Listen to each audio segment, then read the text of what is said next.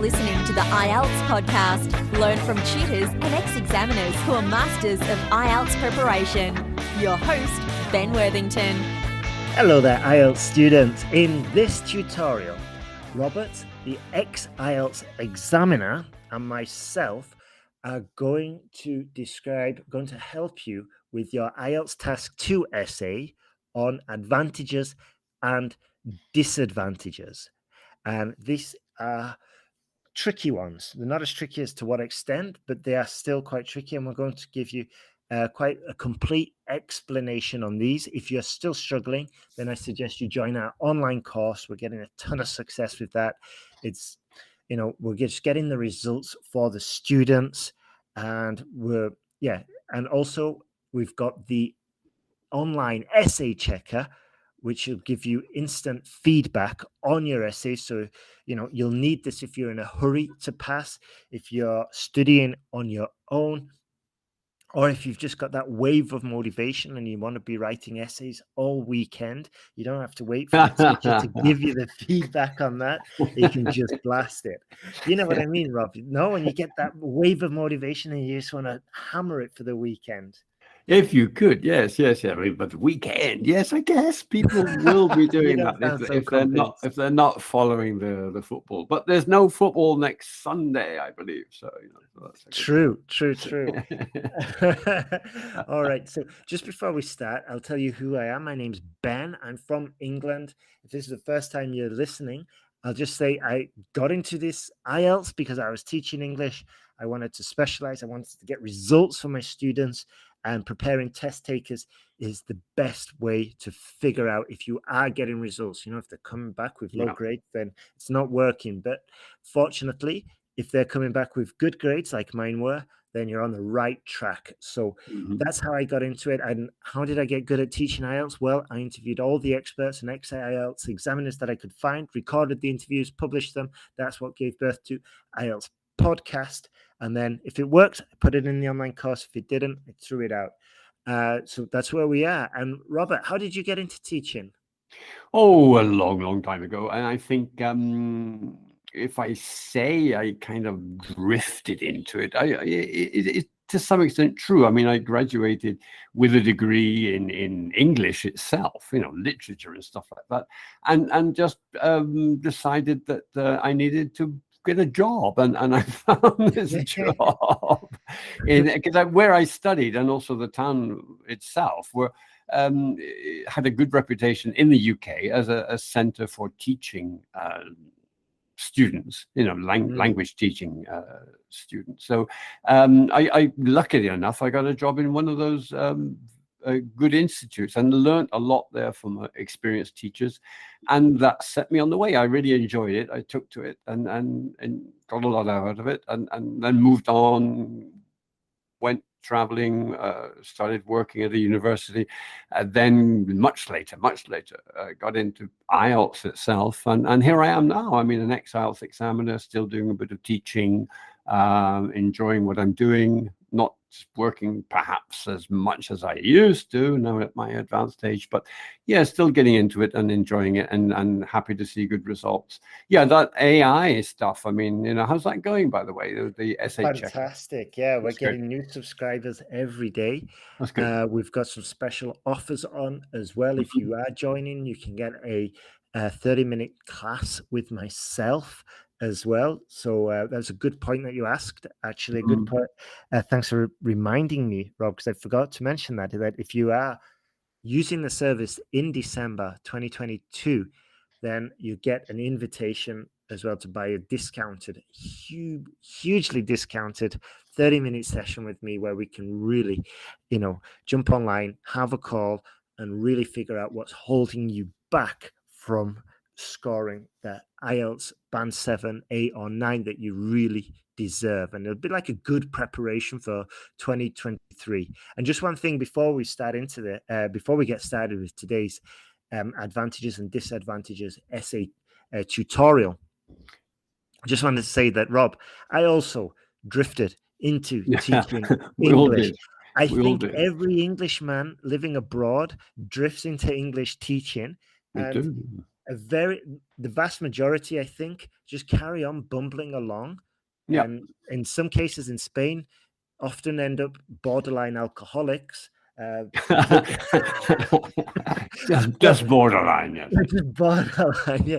And a small minority take to it and actually That's true. become like truly professional and experts in their field. But unfortunately, and this That's is very really true. what kind of like really motivated me to get results, was because I was just fed up of seeing and hearing classes of like these useless teachers, and it really infuriated me, especially the rates they were charging. And I was like, Wow. I swear I am never going to be one of these people, Yeah, I know And what you mean. unfortunately, around Asia, around Europe, there is still a lot of these opportunists. They That's think true.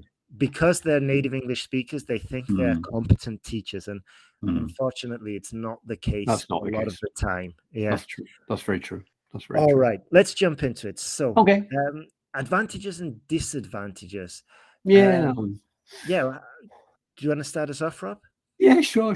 I mean, you mentioned, this type of essay type in IELTS task 2 is one of the more tricky ones, I think. I mean, there are different types of IELTS questions. We know that. There's that type, as you mentioned, the to what extent do you agree with something type of essay.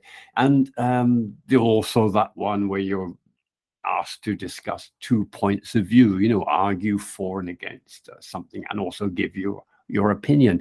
And I guess advantages and disadvantages is a variation on that type. Some people call it, yes, the advantages versus disadvantages essay. You're given a statement and then asked to put forward the good and bad points, if you like. I mean, how do they actually put it in words? I think there are 2 ways. Here's an example. This is one way. Listen to this. This is an essay question. Nowadays, a lot of offices employ open space designs instead of separate rooms for workers. That's our statement. And then the question, what are the advantages and disadvantages of this? Okay, well, that sounds pretty straightforward, doesn't it? I mean, it's for and against. What are the good points? What are the bad points? Another way of doing that, of putting that question, and in fact, I think it's more common, is to put the question like this. We've got the statement. Nowadays, a lot of offices employ open space designs instead of separate rooms for workers. And then comes the question, do the advantages of this outweigh the disadvantages? Oh my God. Well, that's very interesting, isn't it? That outweigh. I mean, is it better than the other? Are the advantages better than the disadvantages of this? Of what? I mean, obviously, looking at the question again, or the statement again, the idea of open space offices rather than little offices, individual offices for each worker in the office. Okay. Tips. What tips should we follow to make sure? All right. Tips on horses. I don't do betting on horses, but tips on IELTS we could try, right?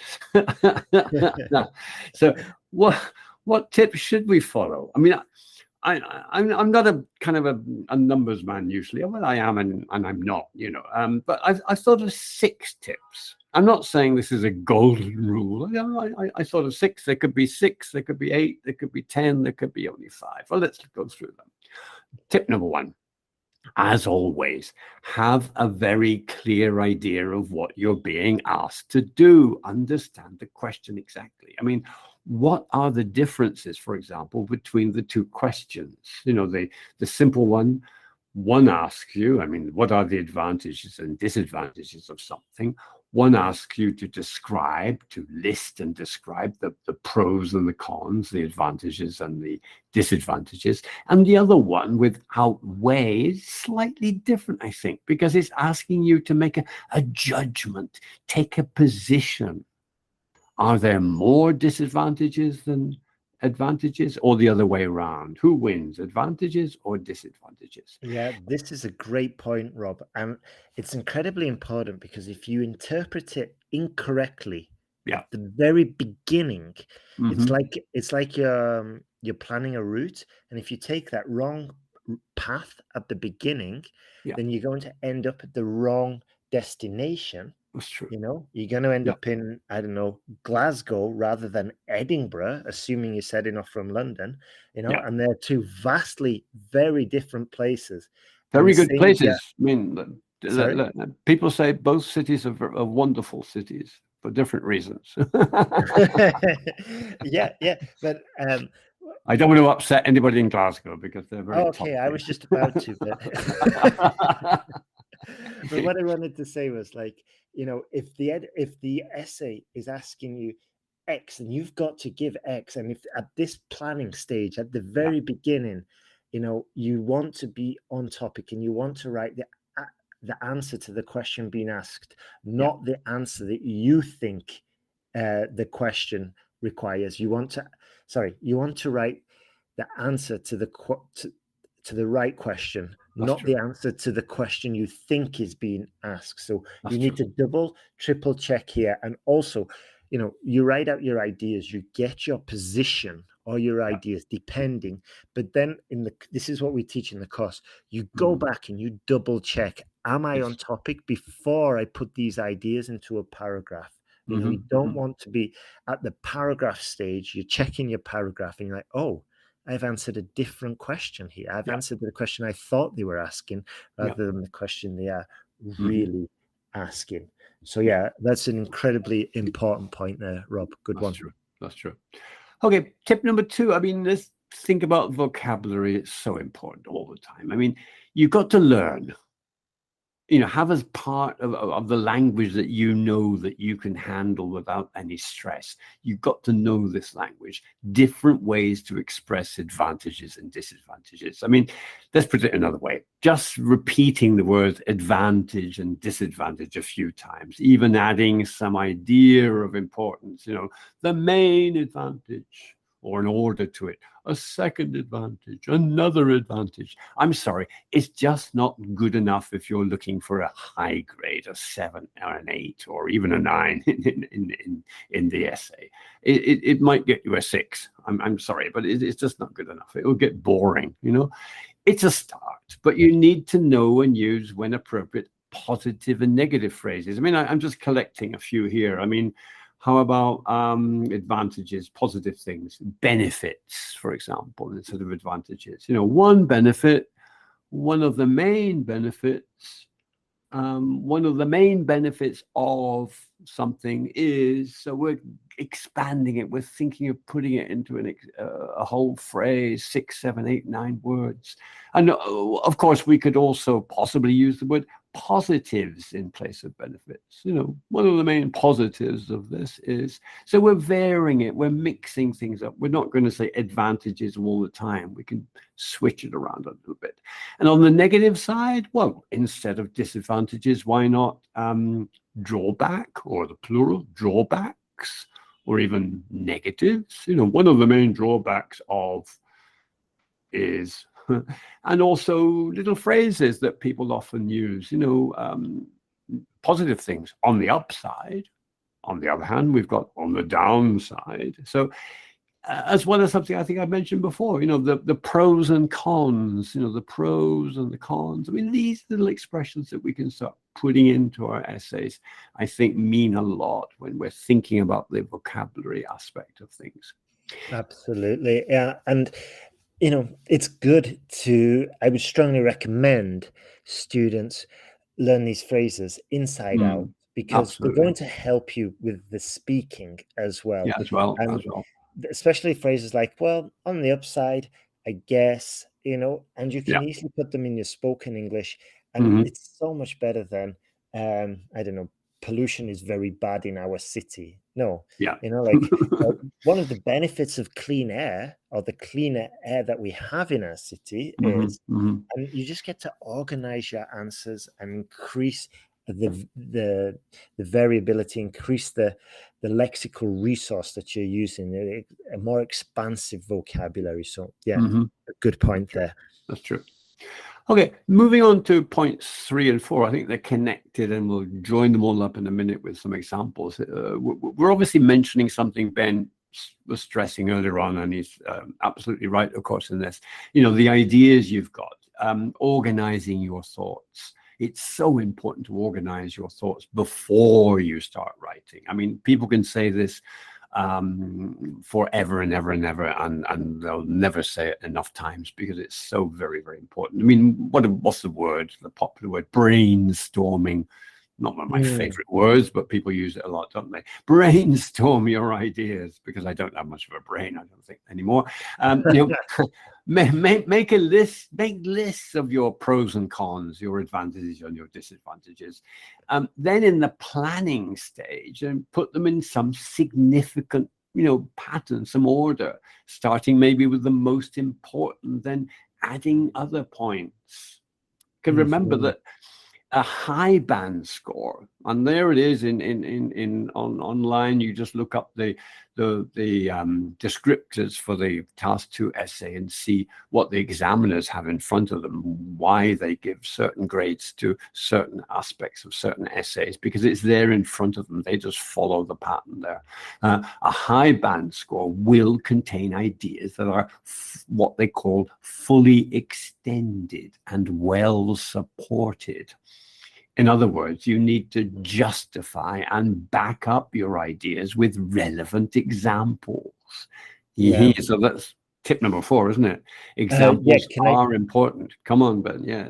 What do you I'll just say, just going back to the brainstorming. Some tutors say you should never brainstorm. Those tutors are absolutely lost, and they don't know what they're talking about. Of course, you don't brainstorm extensively in the exam. You don't have time. That's obvious. Yeah. But you do need to do a little brainstorm and a little plan in the exam, just to organize your ideas, disqualify them, and the more you do this, it's like muscle memory. The more you do this, the more adept, the more adroit, the quicker, more efficient you get at doing this. Whereas if you're at home, take all the time in the world, you're building up your muscle, you're not in exam conditions, especially if you're a student who struggles to get ideas, you really need to build this brainstorming muscle, this idea generation muscle. And so at home, take your time and do it, and slowly work up to getting it up to speed. And then by the time it comes to exam day, ideally, you'll have it down to like a 3-minute, 2-minute exercise where you can just hash it out, double check you're on topic, and then boom, if you're lucky enough, you've got a template, you've got a framework or a system to follow, and you can drop your ideas in there. If you don't, then hopefully you know what you're doing, and good luck. But that's true. It's really important. It's really important, when to brainstorm and how to brainstorm. It's so important. We've got a whole module on this in our course, and we actually insist the students do answer about 16 questions, just ideas, just so we're building that muscle, and they know a system to follow, so that come exam day, they are more than qualified to do it. And you're right, though, the next one, when you're doing these ideas, it's often a good idea to think of the examples, the accompanying examples that go with them as well. Well, when I was an examiner, that's exactly what I was doing when I used to get a pile of task 2 or task 1 essays to correct. I would sit in the room and look at the title first before I saw the first one. I'd look at the exam, the essay title, and I would write down my little plan. I'd spend 2 or 3 minutes on that, and I was always thinking, okay, this is a question of 40 minutes. The students have to write this answer.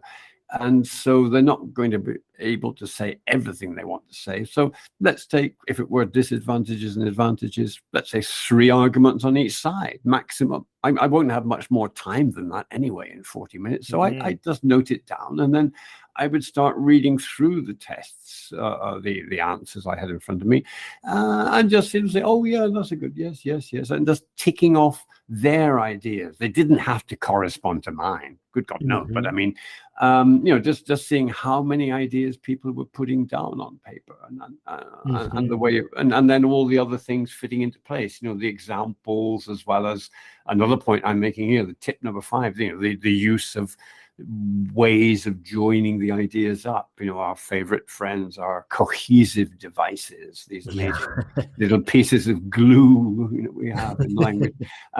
Without thinking too far in this case, I mean, it seems we might especially need to make use of some words that contrast ideas. On the other hand, although, however, as well as others that link things together, like cause and consequence, because and therefore, and stuff like that. I mean, finally, I mean, obviously, as we've both been saying, really, without really saying it explicitly, I mean, it's 40 minutes. I mean, it's not the rest of your life you're going to write this essay for. We don't need to complicate life. Just keep it to the classic 4-paragraph format. The introduction, the 2 body paragraphs, and then some kind of summing up at the end. That's all you're going to have time for anyway, unless you're, you have some special gift and you can write very, very, very quickly in the text. I don't know, or type these days if it's on a laptop or a computer. So let's go back to that topic. I mean. Hang on, Rob. I just want to mention that I get students emailing me all the time, and like sometimes they'll be like, "Oh, this guy said you could do a 5-paragraph model. This one says you could do a 6-paragraph model. You're saying 4 paragraphs. So which one is it?" And I'm like, you're really focusing on the wrong thing. You just want to just keep it simple. You're looking at the wrong place if you're trying to compare this tutor with this tutor with this tutor. To go with the simple one. This isn't rocket science. As you said, just stick with the classical one that works. 4-paragraph, job done.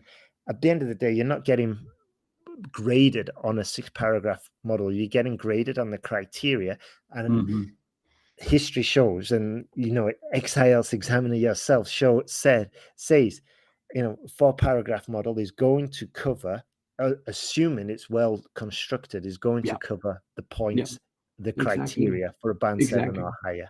Exactly. That's true. Coming back to that topic, I mean, what was it all about? Oh, yeah, we're thinking of the advantages. Do the advantages outweigh the disadvantages of having an office space which is open plan? It's a bit one-sided, that essay, isn't it? I mean, what do I mean by that? I mean, it's that type of essay where you think, okay, this will suit people who actually have experience working in offices. If you're still a full-time student and have very little experience of office life, you might think, oh my God, I don't know, I never thought of this before. Well, that's the way it happens sometimes, isn't it? But I mean, let's think about this. I mean, same for me. I mean, I chose this topic actually because when I first looked at it, I thought, oh God, that's pretty boring, isn't it? It didn't interest me in the least. I mean, I've spent my working life in classrooms, teachers' rooms. And when I worked at university, I had this little, what they called cubicle. We were like monks. Monks have cubicles. I mean, they're like a very small little office. We're supposed to be, there, doing all our very great thinking. Nothing really much happened in there. You just close the door and have a coffee and pretend you were working. But it was a small office where I could close the door and think, these great thoughts, of course, that never actually came to me. But yes. I will admit I have seen, of course, open plan offices and know that they are very common. I mean, thanks to the classes that I have given in companies.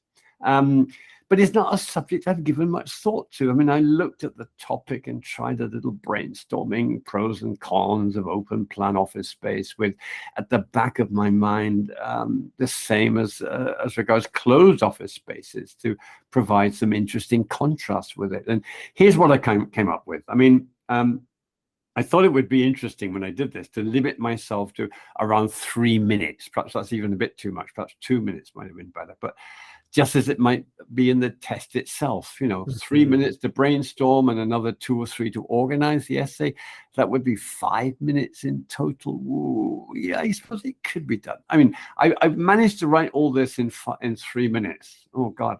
Honestly, I did. Advantages. 1. Open space creates a better working atmosphere, more interaction, teamwork, creativity. Point number 2, It's non-hierarchical. You don't have a big office where the boss sits. Everybody's like, it's more democratic. There's no obvious seniority. I mean, everybody's like free to wander around. Number 3, cheaper for the company. You don't have to spend so much money if it's just one space rather than build lots of little walls for each office. No, so it's cost effective.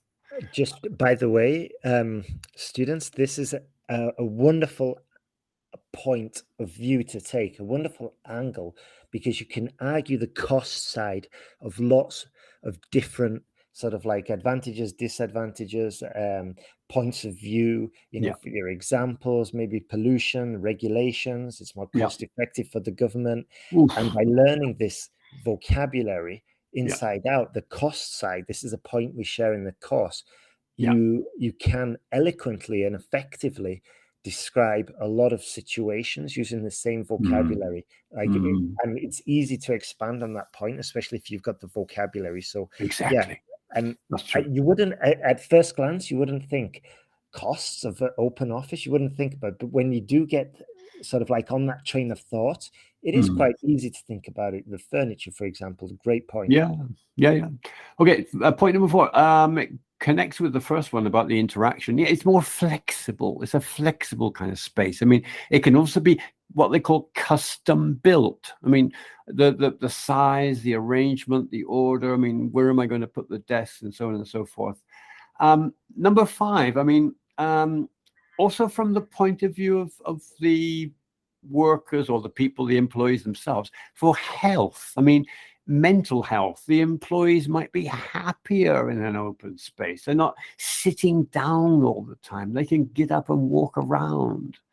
And of course, as a consequence of that, if they're happier, it's possible that the company will save money on sickness. I mean, you don't have to pay out benefits for people who are sitting at home feeling ill because they're depressed or something like that, or paying extra people to come in and take their place. I mean, looking at it from the other point of view, the employer's point of view. And the last one. Just one last thing, sorry, Rob. What Rob did there, he linked those points and he developed it. So we start off with the employees are happier because they're not sitting still in their cubicle all the time. This may lead to a saving, to the company saving money because they are mentally healthier. So the sickness rate may fall. And it's these linking of points. So if you do decide to sort of like go for that argument, you would have to develop it. And you'd have to be explicitly clear that because of this happens, and because of this happens, the company saves money, or whatever their end point would be. But you can't just say the company saves on sickness rates, it's cheaper for the company, and it's non-hierarchical. Because if you just mention company saves on sickness rates, it's difficult to grasp because there's been no pre-development. So this is why it's so important to develop your ideas. And this is what you get rewarded by developing your ideas as well. So just keep that in mind. If you've got one point that leads on to the other point, you've got to start with the same point you started at in order to take the examiner by the hand and take them to the final point and show them the development of ideas. So I'd mention that. There are some. I mean, I think you're coming on to something interesting here, because I mean, if I were listening to this podcast and trying to get as much out of it as I could, then perhaps I would be interested in following up all the possible vocabulary lines that these topics or these points suggest, and even practicing writing and connecting ideas. I mean, it doesn't matter if it's going to be a final essay. I mean, it could be just a whole series of several little paragraphs. I mean, it could be interesting. That disadvantages, okay, these are kind of linked to the advantages, of course. I mean, all right, we've got more interaction, but on the negative side, point A here, it's noisy, it's distracting for many people. Phone calls might be difficult. Can you be quiet, please? I'm trying to speak to Hong Kong or something like that. And of course, that connected to that, the very lack of privacy. I mean, some people, not all of them, do want their little privacy in their little office, perhaps. I mean, they find it harder to concentrate in an open space. But on the other hand, we have these things called breakout rooms. I mean, it's something I came across a couple of years ago teaching in an office or at a company here, and they did have these little spaces where people could go, which were quieter and more isolated, either for private little meetings, like 2 or 3 people meeting, or just if you wanted to have a bit of time on your own and work by yourself for a while. And I thought that was quite an interesting idea. So, it can be very flexible, this idea of the breakout rooms, So obviously, if we've got these negative consequences, for some people that could lead to stress or anxiety, and the ways also that people try to reduce the distraction. A lot of people work with headphones. Okay, that's cool if people enjoy working with headphones on, but doesn't that defeat the whole purpose of getting people together and interacting? They immediately become isolated again, Hey, Ben, what do you think? Ben, take the headphones off. Oh, sorry. It happens. So you're defeating the objective by using the headphones. So, and okay, if we're going to be happier in this place because we're all working together and we all like each other, we hope. On the other hand, what about the spread of viruses? Colds, coughs, and diseases can spread more quickly if you're all together sneezing and coughing in the same room. So that could be a bad thing. And the final point, okay, we've got this nice idea that it's very democratic, but who's the leader here? Who's in charge? I mean, it's a delicate balance, isn't it? I mean, people who get on well at work and who really makes the final decision, and that person who makes the final decision is very easygoing and gets on well with people, but also knows how to occasionally sort of say, hey, wait a minute, all right, I'm the boss here, so let's be serious about this. It's not easy. It's a bit like teaching, I guess, these days. I mean, sometimes we in a classroom, we are, getting into group work and we're all doing all kinds of exciting stuff. And then for a few minutes in every class, maybe the teacher will say, hey, okay, let's be quiet for a minute, and becomes the teacher again and gives some kind of grammatical explanation on the whiteboard or something like that. So it's the same kind of idea, I guess, in that open plan. And I'll just say something as well. When you are doing these advantages, disadvantages, you'll find that a lot of them are on the flip side. So the first point we said creates better working atmosphere, more interaction. And then this first point on the disadvantages, it's noisy, it's distracting, phone calls might be difficult. So these points are very closely related. And what I find, if I'm writing it, you can find yourself repeating yourself and then scratching out the lines, and it gets incredibly frustrating. So what I learned to do was sort of like take the top 3 advantages, which might be it's cheaper for the company, it's non-hierarchical, and it creates a better working environment. And then I'll use those 3 and develop those 3 and give examples. But then for the disadvantages, I'll stay well away from those points, and I'll focus on the disadvantages, which would be sort of like I'd choose different disadvantages, such as the health risk, the leadership, and the stress. So there is 0 chance of me repeating myself and getting in that rut of frustration where you're crossing out lines and basically saying the same thing, but from the other point of view. So it's incredibly important this is why planning is so important, and doing it over and over again, so you can pick up little points like this, and it just makes it much more efficient and a much more pleasing experience once you've got the planning stage down. IELTS becomes so much easier.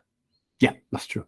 And I think one other thing that really is very important, I think, is better probably in your IELTS Task 2 essay to make your position as clear as possible, and better still if you can do it pretty early on, like in the first paragraph, then justify that through your examples. I mean, lead it through there, as well as, of course, discussing, okay, this is my point of view.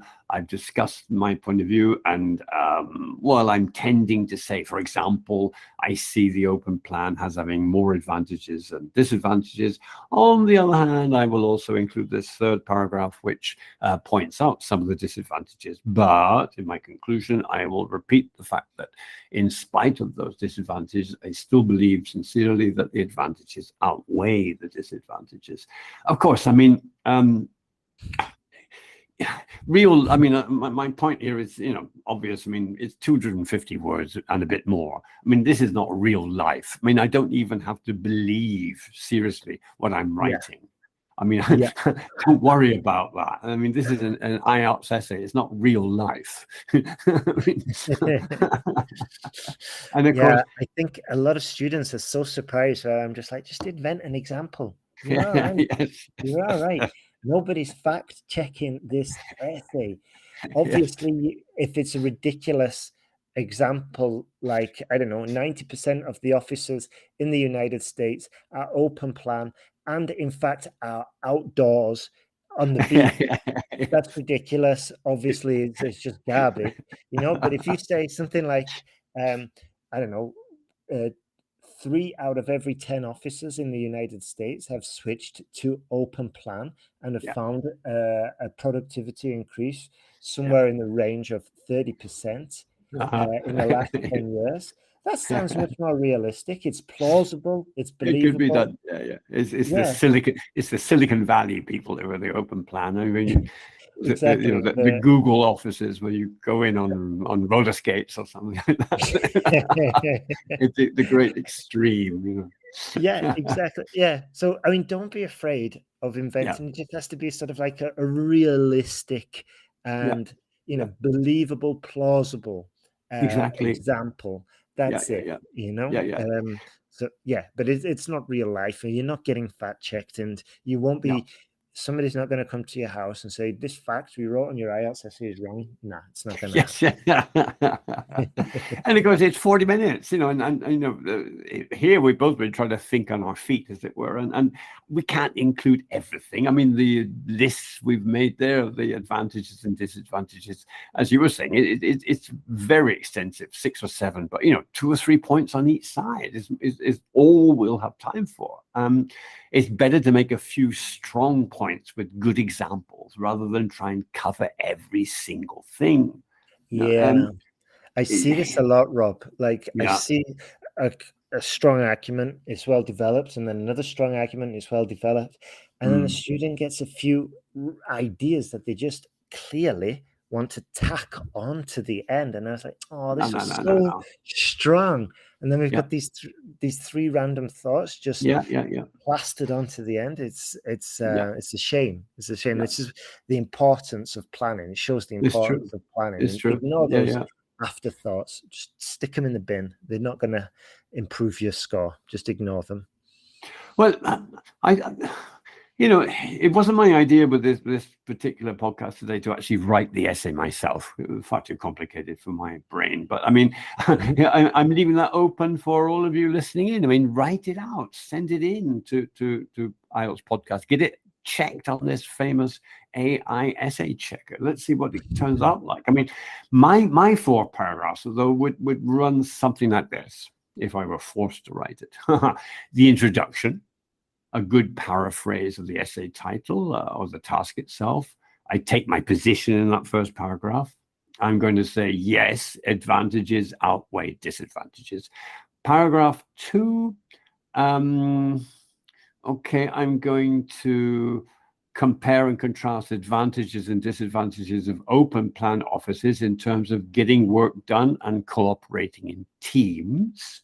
That's one of my main points there, the idea of the teamwork and how important that is, the cooperation between people, the flexibility of moving around and forming little work groups almost at will in your open plan. And in paragraph 3, getting on to the company side of it, savings on health and other costs, taking it from the company point of view. That's the way I thought about it. And, it could be done in many different ways, of course. And then some concluding remarks at the end.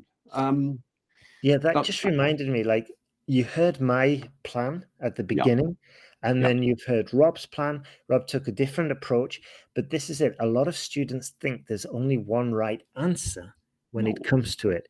And to some extent, the right answer is um, excellent grammar, coherent paragraphs, and strong lexical resource, strong lexical resource, yeah, and on topic. That's the right answer. Whether you take it from a company point of view in your third paragraph, like Rob did, or you mm, just did different points, as I did, it doesn't mm, matter. The no, right answer is one that's, as I said, grammatically coherent, it's got strong lexical resource, on topic, and is coherent. That's the right answer. It doesn't exactly. really matter so much the actual content, what you're saying, as long as it's Mm-hmm, realistic. What's more mm-hmm, important is how it is being communicated. That's what you're mm-hmm, getting scored. Yeah, yeah, yeah. I thought I'd finish off from my point of view today with thinking of, all right, if I've got my plan there, the conclusion, what would it look like? I have actually written this short conclusion. Um, And here it is. I'm talking about the advantages and disadvantages and saying this.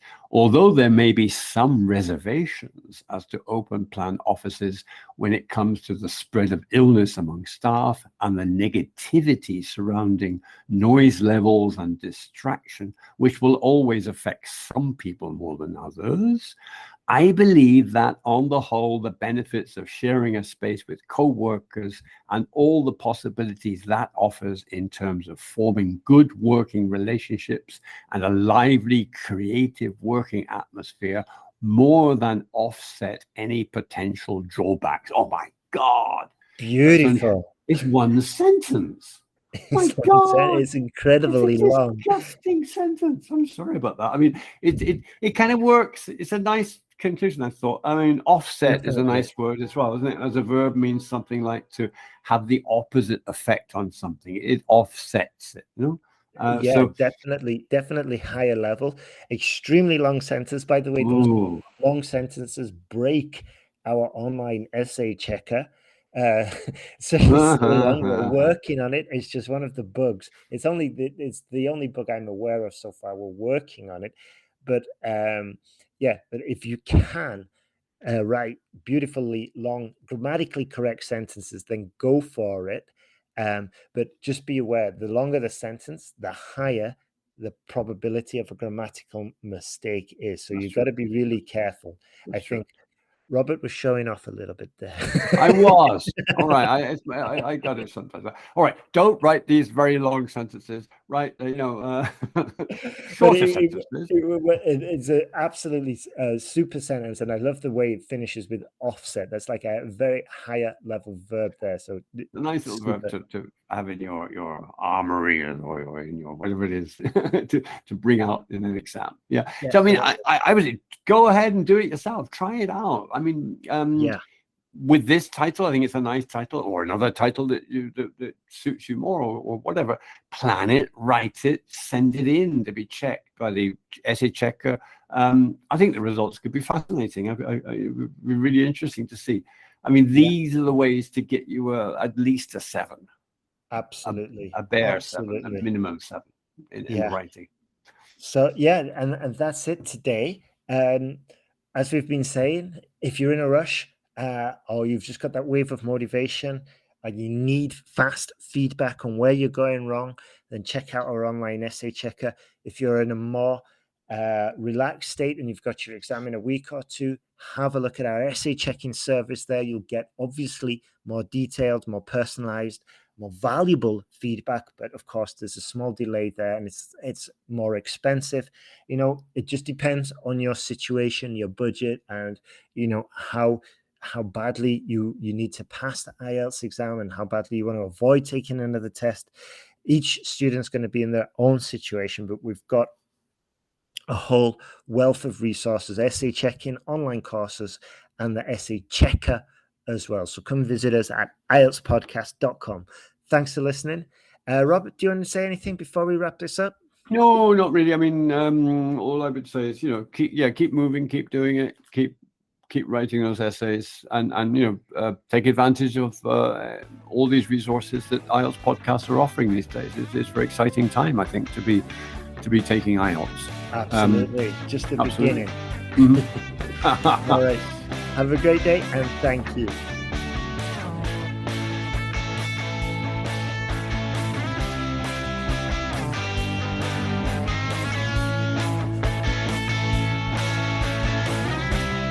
Thanks for listening to IELTSPodcast.com.